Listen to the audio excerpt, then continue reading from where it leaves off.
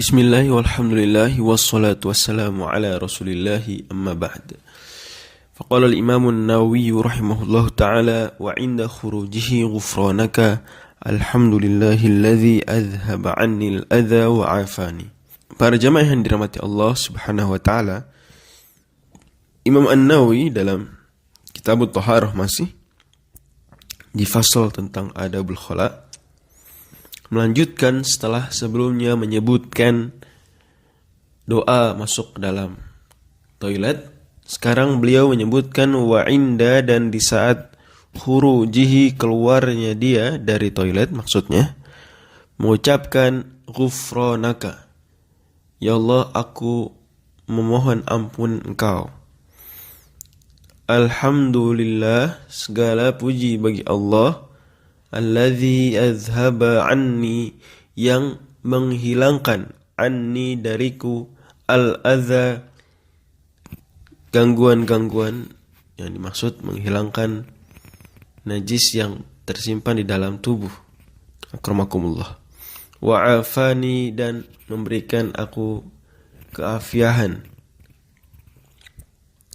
Di sini doa yang disebutkan oleh Al-Imam An-Nawawi adalah doa lengkap yang diriwayatkan oleh Imam An-Nasa'i. Dan hikmahnya para ulama membicarakan tentang mengapa atau apa rahasia dari doa minta ampun setelah keluar dari toilet. Sebagian ulama Syafi'iyah ada yang mengatakan bahwa hikmahnya karena saat di toilet ini orang tidak berzikir. Sementara tidak berzikir bentuk dari kelalaian. Karenanya kemudian tatkala keluar dari toilet, dia minta ampun kepada Allah dari kelalaian. Masya Allah, kalau seandainya hikmah ini memang demikian, maka betapa banyak keteledoran kita dari berzikir kepada Allah, bahkan bukan di tempat seperti kamar mandi, seperti toilet, yang kita tidak bisa berzikir di situ. Di tempat-tempat banyak kita mengabaikan zikir.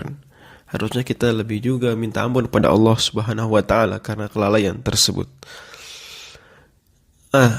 Ini hikmah yang disebutkan oleh sebagian ulama Syafi'iyah. Hanya saja sebagian ulama yang lain mengatakan, oh enggak, ini hikmahnya kalau seandainya karena dia tidak berzikir di toilet, maka tidak tepat dikatakan itu bentuk kelalaian sehingga harus minta ampun. Justru itu bentuk penghormatan kepada Allah Subhanahu wa taala. Tidak berzikirnya dia di toilet bukan bentuk kelalaian, tapi justru bentuk penghormatan, sehingga tidak dianggap sebagai sesuatu yang harus dimintakan ampun. Lantas apa hikmahnya? Kata sebagian ulama Syafi'i ini, dan ini yang lebih kuat. Meskipun sekali lagi ini masing-masing hikmah yang sifatnya ijtihad saja.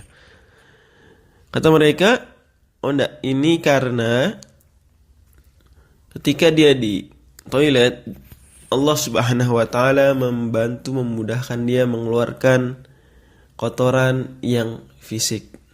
Maka agar sempurna pula ketika dia keluar, dia meminta ampun dari Allah Subhanahu wa taala, yang artinya membersihkan dirinya dari kotoran-kotoran dosa. Sehingga lengkaplah kotoran fisik hilang dan kotoran dosa pun hilang. Dan ini jelas cocok dengan sambungan doanya alhamdulillahilladzi adhhaba 'anil adza wa 'afani, sebagaimana sudah dijelaskan tadi. Baik. Pembahasan selanjutnya kata Imam An-Nawawi, wa yajibul istinja'u bima'in aw hajarin, dan wajib hukumnya istinja. Istinja cebok. Membersihkan bagian, akramakumullah, dubur setelah buang hajat. Kalau besar dubur juga termasuk juga buang air kecil, berarti dari bagian kubul. Hukumnya wajib. Dalam mazhab Syafi'i hukumnya wajib meskipun tidak ada bekasnya. Jadi andai, mohon maaf, kotoran keluar tanpa ada bekasnya yang menempel di bagian tubuh, maka tetap istinja hukumnya wajib. Kenapa? Karena pernah melewati di situ najis. Sementara orang yang ingin sholat tidak akan sah sholatnya tanpa dia membersihkan dirinya tidak hanya dari hadas tapi juga dari najis. Hanya saja wajibnya di sini disebutkan para ulama tidak alal faur, tidak harus segera mungkin. Meskipun tentu tidak etis, tapi secara fikih dia bisa menunda istinjanya sampai kemudian mau masuk waktu sholat. Itulah saat menjelang sholat, itulah saat istinjanya wajib. Bima'in dengan air, au hajarin atau batu.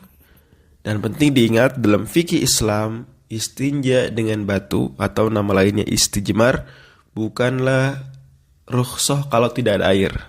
Ini sering orang salah paham. Tidak, dia memang opsional, pilihan. Bisa dengan air, bisa dengan batu. Jadi konsepnya beda dengan tayamum. Karenanya Imam An-Nawawi di sini gunakan au atau. Dan Nabi SAW pernah istijmar dengan batu padahal ada air, sebagaimana hadis riwayat Muslim. Maka Nabi sarankan dalam hadis riwayat Al-Baihaqi. Demikian wallahu a'lam bishawab.